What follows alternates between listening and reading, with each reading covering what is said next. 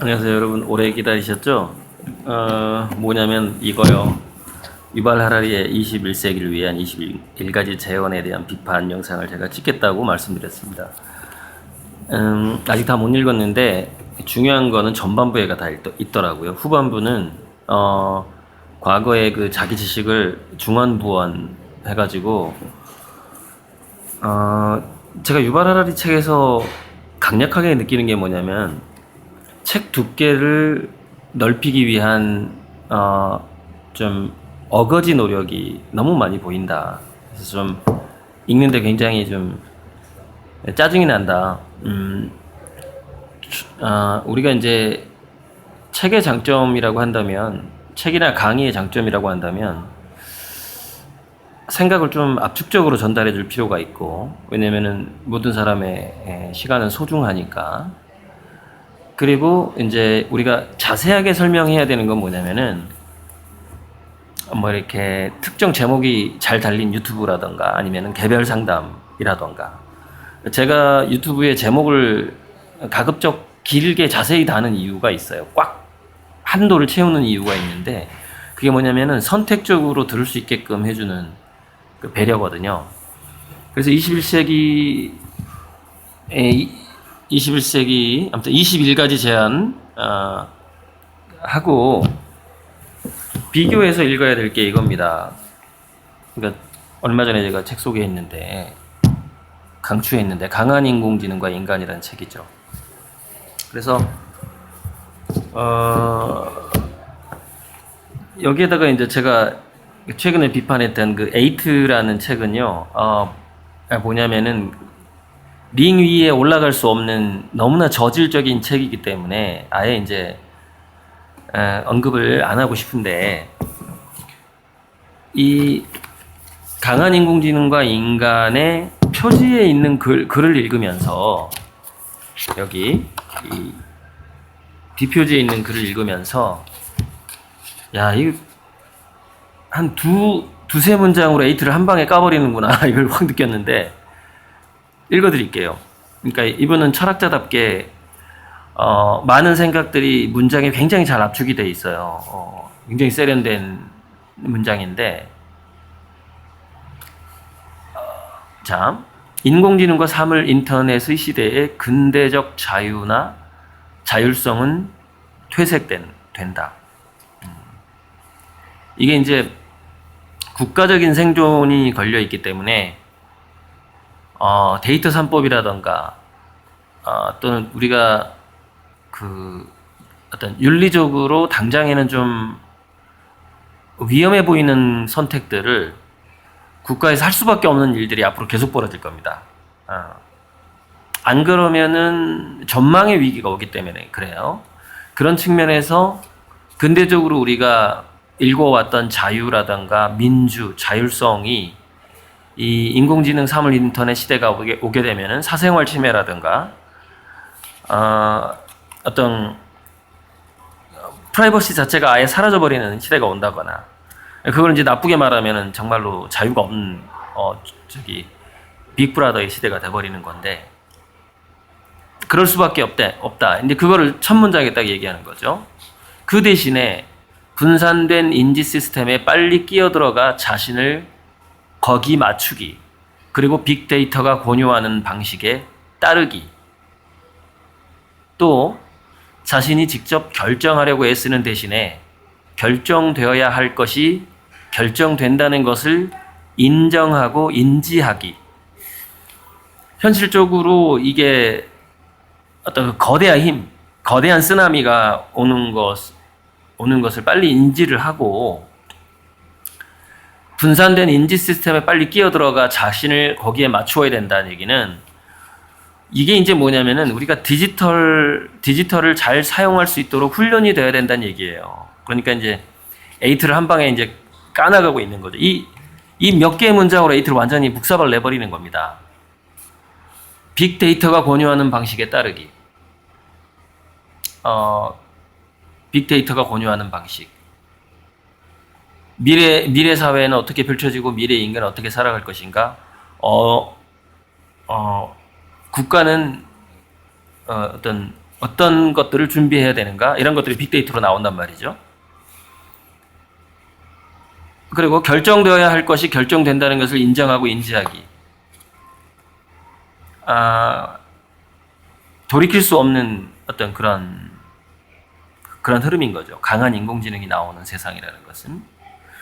또 때로는 부속품에서 벗어난 순간을 즐기더라도 일상적으로는 부속품으로 잘 기능하기 등의 행동 방식들이 퍼진다. 그러니까 일상적으로는 우리가 디지털을 잘 활용하면서 우리 자신을 인간 자신을 강화시켜가면서 어떤 기능성을 가질 수 있을 것인가, 그런 행동 방식들이 퍼지고 있다는 것이죠.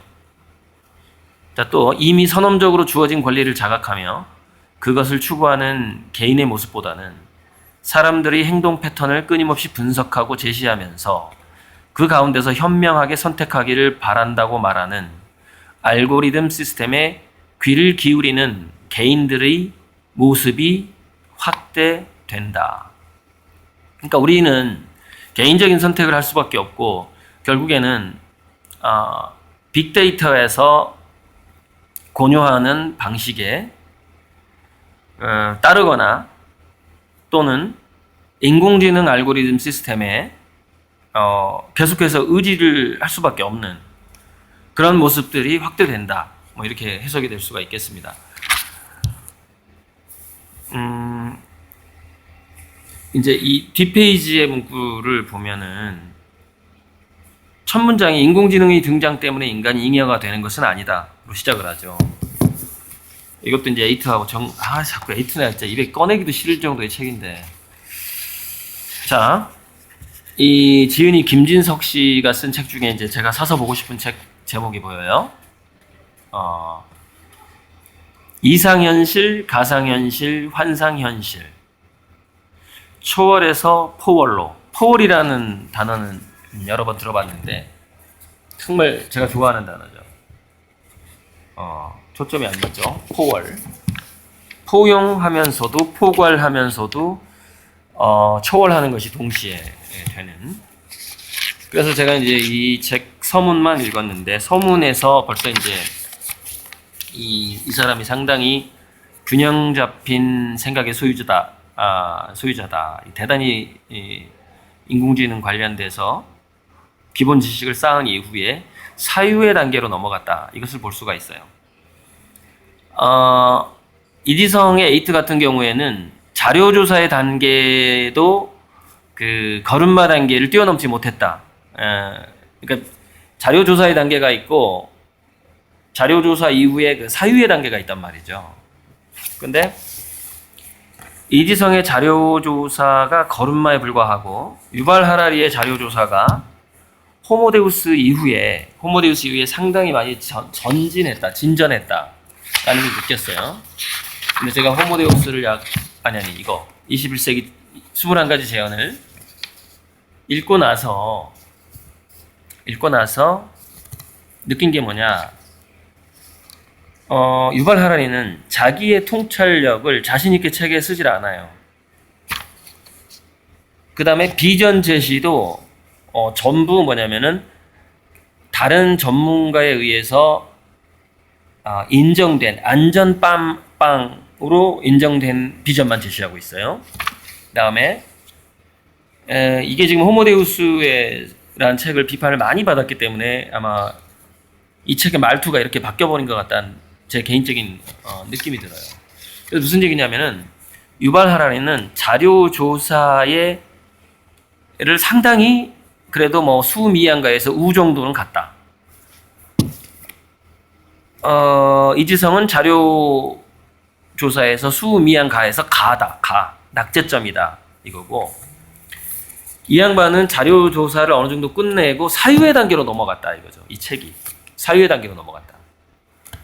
그럼 제 책은 뭐냐? 제 책은 자료조사 이후에 사유 단계를 뛰어넘어서 미래에 대한 어떤 그 통찰과 직관을 굉장히 자신 있게 나름대로 마치 예언자처럼 쏟아내버린 책이에요. 그러니까 굉장히 위험한 책이기도 하고, 제 책은 위험한 책이기도 하고 그만큼 자신감이 넘치는 책이죠. 근데 이 사람은 그 자료조사 이후에 그 사유의 단계에서 사유의 방법에 대해서 가이드를 해주고 있어요. 사유의 방법. 자, 인공지능과 로봇을 이해하고 평가하는 과정에서 보편적 인간을 도덕성의 기준으로 삼는 일반적 이론은 충분하지 않다. 인간의 인지 시스템 자체가 이미 사이버 시스템 속에서 작동하고 있다는 것이다. 사이버 행위자들의 발생학을 소개할 것이다. 굉장히 재밌는 단어가 나오는 겁니다. 사이버 행위자들의 발생학. 이게 무슨 뜻이냐면 포노사피엔스에서 그 교수님이 휴대폰은 이미 인간의 장기가 되었다 이렇게 얘기하거든요. 그러니까 사이버 행위자들의 발생학에서 휴대폰이 우리의 제2의 두뇌가 돼버린 거죠. 또 다른 장기가 된 겁니다. 자, 이게 점점 이제 과거에 그래서 이 안경이 뭐 또 다른 우리의 각막이듯이 또 자동차가 또 다른 우리의 신발이듯이 자동차 타이어, 자동차가 우리 운송 수단이니까 우리가 굉장히 빨리 달리는 어떤 우리의 다리라고 볼 수가 있는 거죠. 우리 몸을 옮겨주는 역할을 하니까. 그리고 이제 자율주행차가 인공지능이 장착이 되면은 또다시 자율주행차는 우리의 두뇌이면서도 우리의 발 역할을 두 가지를 동시에 하게 되고 이런 식으로 무슨 얘기냐면은 한 인간에서 이 IT 시스템들하고 연결이 되면서 우리의 장기가 올건이 새로운 발생학이 일어나고 있다는 겁니다. 새롭게 우리의 새로운 장기들이 형성되고 있다. 즉, 매트릭스라는 그 단어에는 그 자궁이라는 의미가 있는데, 이 어떤 인공지능 매트릭스 또는 양자 컴퓨터의 매트릭스라고 보는 이제 그런 어떤 그렇게 매트릭스를 해석하는 사람도 있죠. 그래서 매트릭스 속에서 나오는 그 매트릭스 안에 있는 것과 밖에 있는 것도 역시 또 양자 컴퓨터 안에 있는 가상현실이고 그런 것들이 이제 예전에 13층이라던가 영화 또는 인셉션에서 나오는 개념이죠. 그런데 그렇게 크게 보면은 양자 컴퓨팅이라는 매트릭스, 이 우주, 평행우주라는 자궁, 그 매트릭스 내에서 여전히 우리 인간은 이 우주의 자궁 속에 가 있고 그 자궁 속에서 우리가 어머니의 자궁은 벗어났지만 우주의 자궁은 벗어나지 않았거든요. 그래서 우주의 자궁 속에서 새롭게 발생을 하고 있는 겁니다. 새로운 장기가 분화되고 우리의 두뇌가 변화되고 있는 것이죠. 그것을 압축하는 게 사이버 행위자들의 발생학을 소개할 것이다. 굉장히 사유가 많이 나간 겁니다, 이게 지금.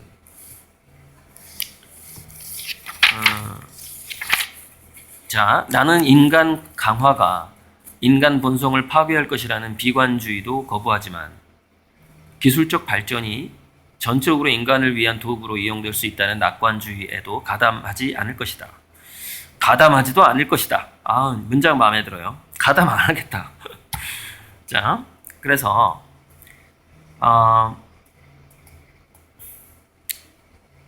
인간이 이미 일종의 사이보그로 존재했듯이 현재와 미래의 인간은 얼마든지 과학기술을 통한 변형과 향상의 길을 갈 수 있다.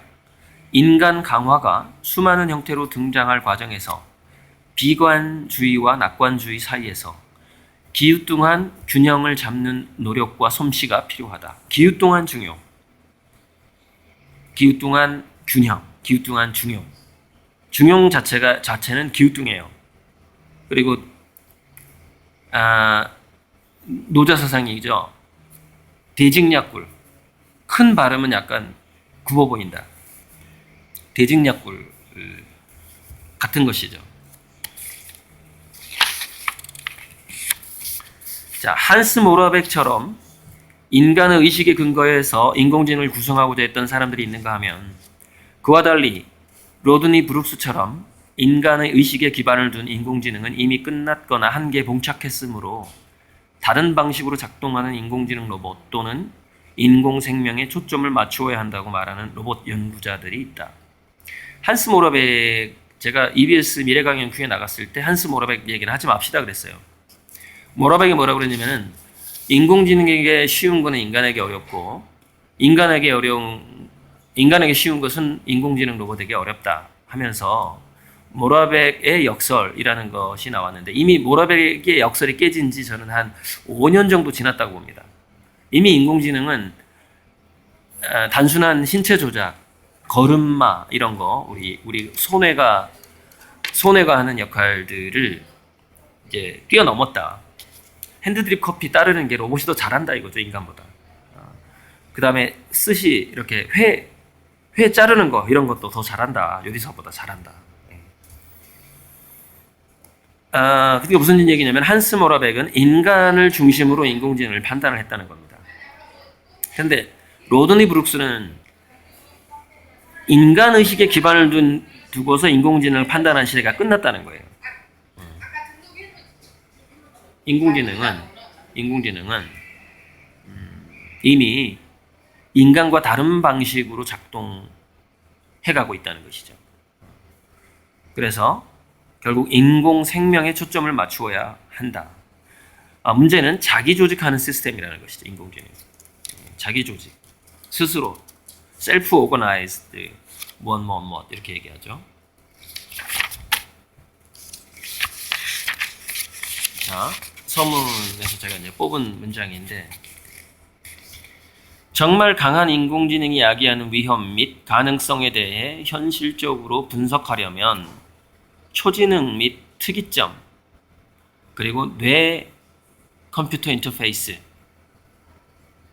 또는 BMI, 브레인 머신 인터페이스, 이런 것을 포함한 실제적인 연구들의 진행 과정과 발전을 연구 대상으로 삼아야 한다. 무슨 얘기냐면은 현재 계속 연구 중이라는 것이죠. 연구 중이라는 거예요. 그러니까 우리가 미래에 대해서 낙관도 비관도 함부로 할 수가 없는 상태인 겁니다. 연구 중이기 때문에. 자, 여기까지가 이제 이 책의 서문이었고, 이제 본문은 또 이제 나중에 제가 기회 있을 때마다 이제 문장을 뽑아서 해설도 해드리고 설명을 해드릴 거고. 자, 이 책의 책은 그 사유의 수준을 가지고 있는데, 글쎄, 이 21가지 제언의 서문에 제가 서문까지만 한번 어떻게 제가 평가했나 한번 볼까요?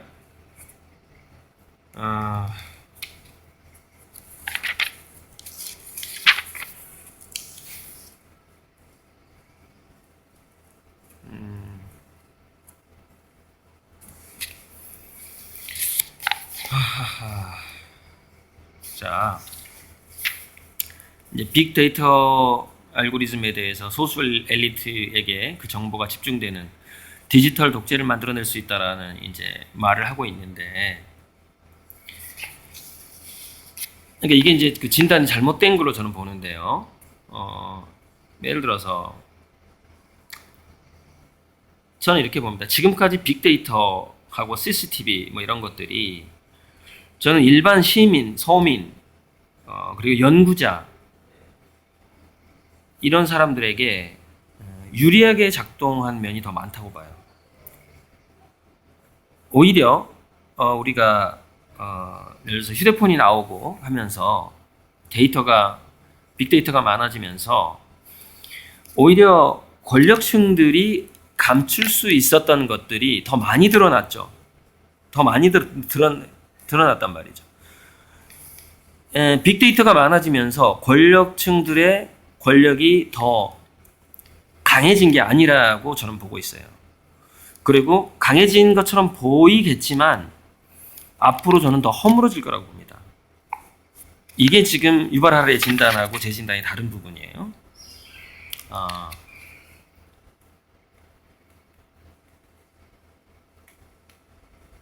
자, 시장의 보이지 않는 손은 자신의 맹목적인 답을 당신에게 강요할 것이다. 빅데이터는요, 인간 개개인들의 의견의 총집합이에요. 그래서 맹목적으로 우리에게 뭔가를 강요할 수 없어요. 빅데이터는. 그러니까 이런 부분들이 아주 그냥 유발하리의 서문 자체가 이 잘못된 관점이 너무 많다 보니까 일단 유발하라에도 공평하게 서문까지만 하고요. 본문은 나중에 제가 비판하기로 하겠고. 한국 독자를 위한 7문 7답이 있어요. 이것은 이제 그 서문의 어떤 해당한다 이렇게 볼 수 있죠. 근데 첫 번째 질문에서 모든 이야기는 본질적으로 허구 아니냐, 믿을 수 없다 이런 식으로 당신이 썼다. 그러면 뭐가 더 믿을 만하다는 얘기냐? 이런 질문인데 이제 질문하고 대답에 뭐냐면은 얘가 유발하라리가 질문을 잘 파악을 못해요. 이 인터뷰하는 걸 보면 인터뷰하면 그 사람의 수준이 나오거든요. 파악을 잘 못하고 뭐를 갑자기 이 대답에서 강조하고 있냐면은 고통을 느끼지 않는 주체는 와 여기 너무 건조하네.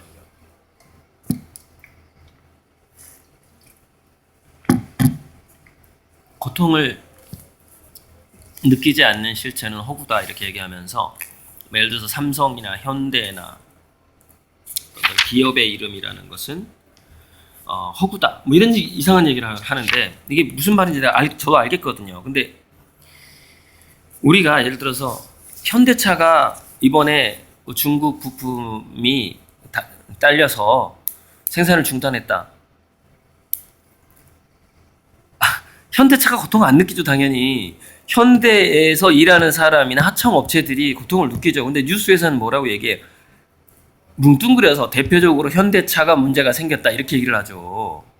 그걸 가지고 말장난하는 거야.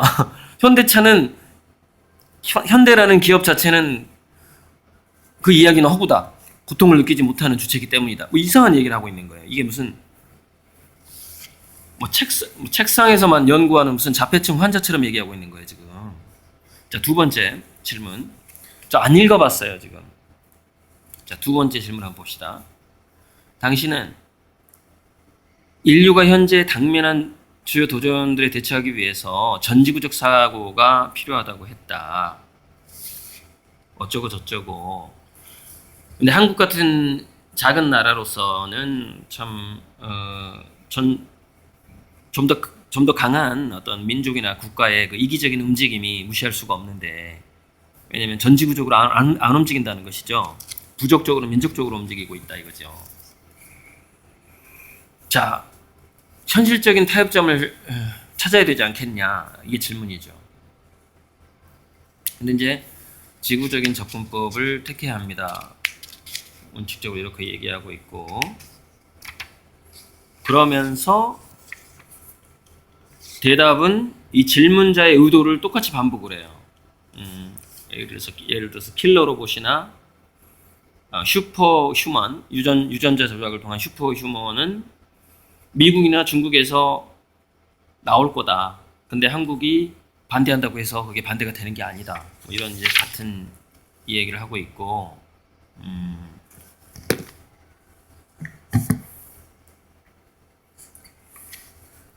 그러니까 약간 좀 뭐라면은 약간 우의독경? 이거 뭐라고 해야 되지? 동문서답이에요, 동문서답. 질문에 대한 답을 못해요. 질문의 논지를 똑같이 당신의 질문은 이런 질문이죠? 얘기하고 답은 없어. 그냥 넘어가. 답이 없는 사람이야, 이 사람은. 질문을 해설하고 끝나버려요, 답이. 자, 3번 질문. 자, 페이스북이 글로벌 공동체 플랫폼의 후보가 될 가능성이 있다고 했다. 근데 최근에 페이스북 문제가 있었다.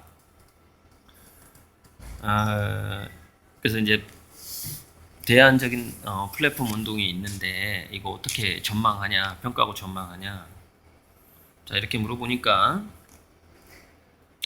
21세기에는 데이터가 토지와 기계를 누르고 중요한 자산으로 부상할 것이고 데이터가 중요하다. 인간 해킹을 하려면 더 강력한 컴퓨터가 필요하다. 그래서 이 능력을 정부가 갖든 기업이 같은 디지털 독재가 부상한다. 또 이제 첫 번째 질문에서 대답했던 걸 똑같이 반복하고 있어요. 하지만 아무튼 독재가 계속 정보와 권력이 한 곳에 집중한다는 얘기를 또 하면서 재밌네. 여기 또 이제 제 주장이랑 비슷한 얘기를 했네. 그렇지만 곧 AI가 추를 반대 방향으로 돌려놓을지 모릅니다.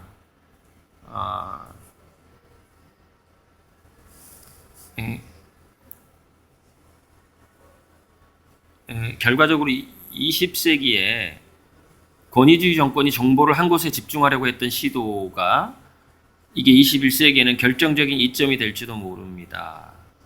그래서 데이터 소유를 규제하고 분산형 데이터 처리를 중앙 집중식으로 할 필요가 있습니다. 해놓고 여기다 블록체인 얘기를 가미를 해야지 이게 다 대답이 되죠. 블록체인 시스템이 발달하고 있기 때문에 낙관적입니다. 뭐 이렇게 대답을 한다든지 이렇게 대답이 나와야 되거든요. 안 나와. 그러면서 마지막에 뭐라 그러는지 알아요? 어떻게 해야 하냐고요? 저는 모릅니다. 1번, 2번, 3번 질문에 대해서 한국 기자가 질문을 한 거야, 이게. 그리고 이제 이 사람이 대답한 걸 이 책에 뒤에다 붙인 거야. 1번, 2번, 3번 다 질문에 대한 대답이 없어요. 대답이 없어. 그냥 동문서답하거나 우이독경이야. 무슨 질문인지 파악도 못하는 것 같은 느낌이죠. 자, 4번. 자, 기술이 발전하면서 혜택이 사람들 사이에 불평등하게 배분됨에 따라 인류가 다양한 집단으로 나뉠 수 있다고 했습니다. 만약에 새로운 기술로 당신을 슈퍼휴먼으로 바꿀 수 있는 기회가 온다면 그렇게 하겠나요? 하겠다면 이유는 뭔가요? 호모사피엔스에게 우리가 지켜야 할 어떤 인간적 본질이 있다고 보지 않나요? 자, 트랜스 휴머니스트의 주장에 대해서는 어떻게 반박할 수 있을까요? 자기 자신을 강화 인간으로 해야 된다는 그 주장에 대해서는 어떻게 반박할래요? 뭐 등등등의 자, 질문이에요. 자, 대답은 이제 호모사피엔스의 진화에 대해서 간단하게 얘기를 한 다음에 자, 인간을 이해하지 못한 상태에서 스스로 업그레이드 하려는 시도가 재앙으로 이어질 수 있다. 이게 누가 모르나요? 근데 적응하다 보니까 사회활동을 하다 보니까 업그레이드 할 수밖에 없는 상황이 계속 오고 있는 것이죠. 자, 우리 인간은 우리 외부의 세계는 통제력을 잃었고 전 지구가 바뀌었다. 생태계가 복잡하다.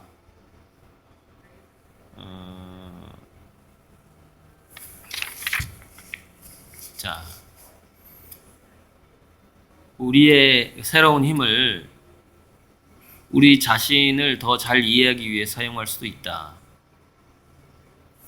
하지만 대다수 사람들은 세계를 이해하기보다는 통제하려는 유혹에 빠질 확률이 클 것 같다.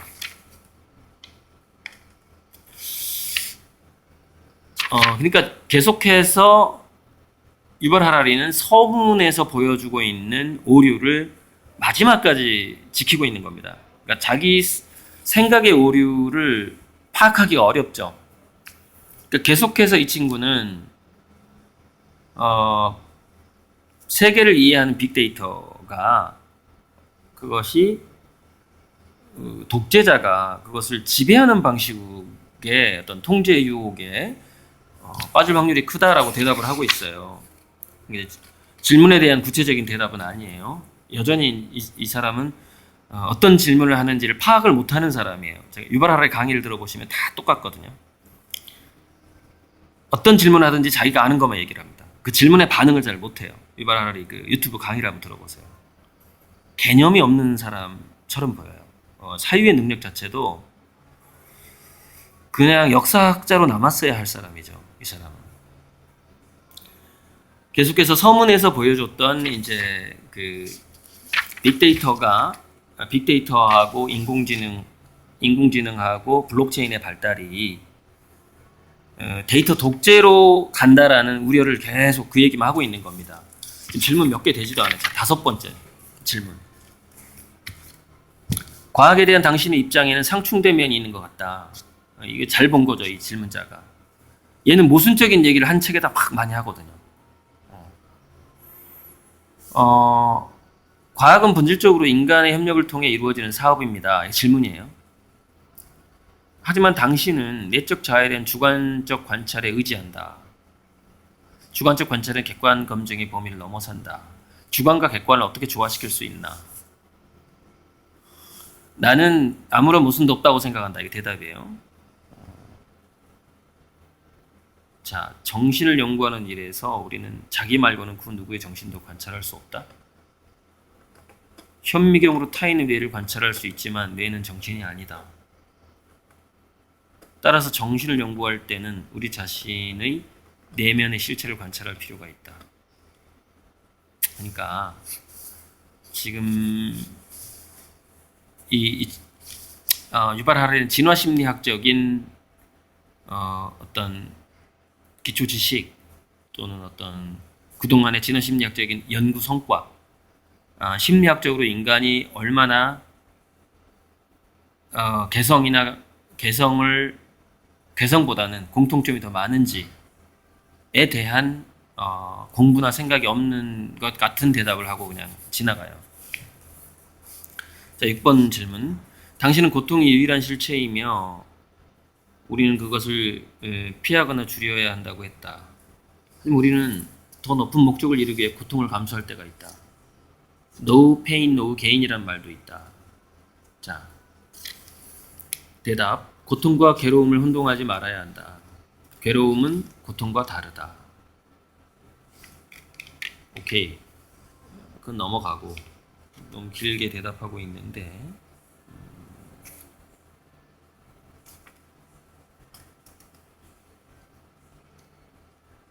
막대한 괴로움은 고통보다는 즐거운 느낌에서 나온다.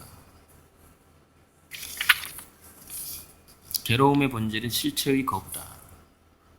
당신은 어떤 것, 고통이든 쾌락이든을 경험하면서 그 밖의 것을 바란다.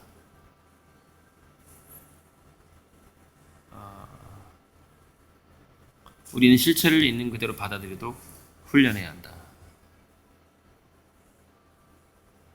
고통과 쾌락에 대해 불필요한 괴로움을 일으키지 않고 둘 다 있는 그대로 경험하는 법을 배워야 한다. 지금 이 순간을 살아라 에크하르트 톨레랑 비슷한 말을 했는데 6번에 대한 대답은 마음에 듭니다.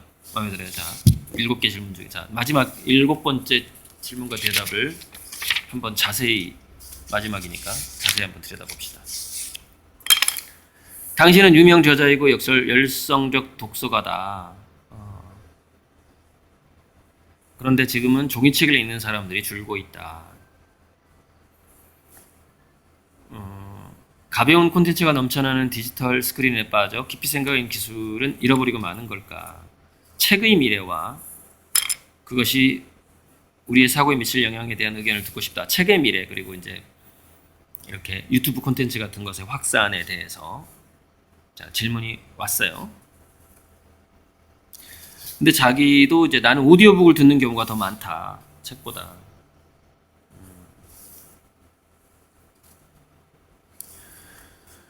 한 주제를 탐구하는데 여러 시간 몰입할 수 있는 능력이 중요하다고 생각한다. 즉, 뭐 5분짜리를 보더라도 한 주제를 계속 길게 보는 능력이 중요하다. 이건 인정을 합니다. 저도 그렇게 공부했으니까요. 근데 지금 뉴스 시장은 대단히 해롭다. 뭐 가짜 뉴스, 뭐 등등등. 너무 좀 자극적인 거. 상업적인 거.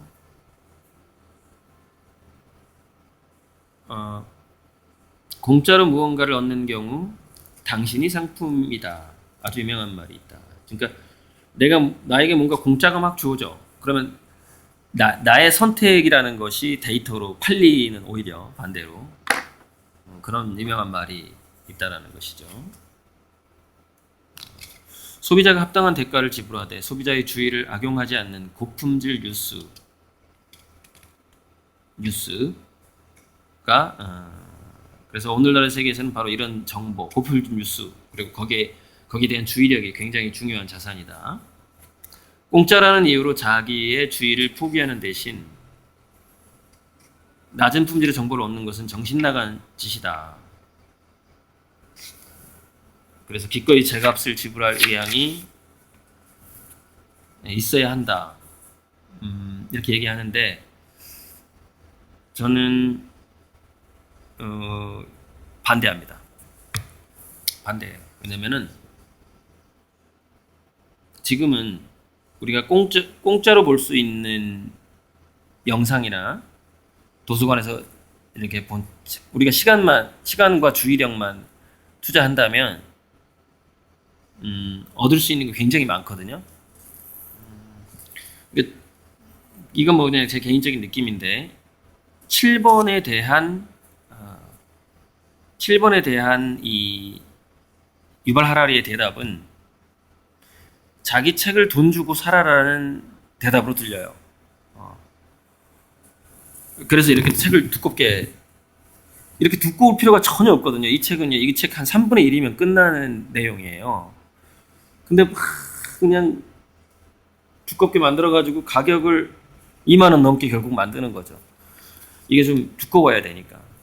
근데 이거 3분의 1 두께나 이 절반이나 이거나 인쇄비에 비해서, 종이값에 비해서 돈을 더 많이 벌 수 있으니까, 아무튼 좀 두꺼운 책을 만들고자 하는 이 어떤 그 노력 같은 거, 쓸데없는 노력 같은 거 하고, 일곱 번째 대답, 즉 공짜 정보, 자기가 대가를 지불하지 않고서 얻는 정보는 좀 싸구려 정보고 왜곡된 정보일 가능성이 많다라는 뉘앙스의 이 대답은 저는 사실이 아니라고 생각하고, 지금은 공짜 정보 속에서 소중한 정보를 얼마든지 얻을 수 있는 시대다. 저는 이제 그렇게 생각을 합니다. 자, 이 책을 제가 이렇게 비판하려고 이렇게 접어놓은 거 보세요. 이게 비판할 때가 너무 많아가지고 접어놓은 거예요. 비판을 시작을 할 거고, 이 두 권의 책을 동시에 읽어갈 거고요. 이 두 권의 책을 동시에 읽어갈 건데, 이 영상 끝으로 이런 얘기를 해보고 싶어요. 지금 인하대학교에서 철학을 가르치고 있는 이 김진석 교수님 같은 경우에는 굉장히 수준 높은 인공지능에 대한 생각을 하고 있단 말이죠. 근데 수준이라고 말할 것도 없는 에이트가 많이 팔리고, 또는 수준 낮은 유발 하라리의 책이 전 세계적인 베스트셀러가 되는 거예요. 의외로 이 책 시장이라는 게, 여러분 그런 얘기가 있습니다. 드라마를 쓰려면 중학교 5학년이 이해할 수 있어야 되고 흥미를 느낄 수 있어야 되고, 책을 쓰려면 중2 수준에 맞춰라라는 얘기가 있어요. 출판사에서 흔한 얘기가. 중학교 2학년이 재밌게 읽어야만이 베스트셀러가 된다는 것이죠. 근데 실제로 이제 이 김진석 교수의 책은요, 중2가 읽을 수 없어요. 고3도 힘듭니다, 이 책. 대학생, 책을 좀 꽤나 읽는다는 대학생 수준은 돼야 이거 읽을 수 있는 말투예요. 말투 자체가 그래요. 근데 그만큼 생각할 거리가 많죠. 생각할 거리가 많고, 좀 더 이제 생각할 거리가 많고 수준이 높다라는 것은 그만큼 우리를 이 현실 세계에서 더 잘 적응하거나 또는 어떤 리더가 되게 하거나 하는 그렇게 한다는 뜻이거든요. 좋은 책이라는 것은 좋은 대비를 하게 만드는 게 좋은 책이죠. 아예 나쁜 길로 인도해버리는 책은 나쁜 책인 거고요. 이렇게 보면 될 것 같습니다. 자, 에이트란 책이 있다. 에이트는 나쁜 길로 인도하는 책이에요. 유발 하라리 책은 뭐냐? 이쪽도 저쪽도 인도하지 않는 책이에요. 그냥 두껍게 쓴 책이에요. 자, 이 책은 뭐냐? 어딘가로 인도를 하지 않지만 당신이 인공지능 시대에 어떤 삶의 방향을 설정을 하려면 이 정도는 생각하고 해야 되지 않겠는가? 라는 책이에요. 제 책은 뭘까요? 제 책은 방향을 제시한 책이에요. 그렇게 꼭 수준을 논할 건 아니지만은 에이트는 버려야 되고 21세기 제어는 굳이 열심히 읽을 필요가 없어요. 이 책은 한번 읽어볼 필요가 있어요. 제 책은 두고두고 읽어야 돼요. 감사합니다.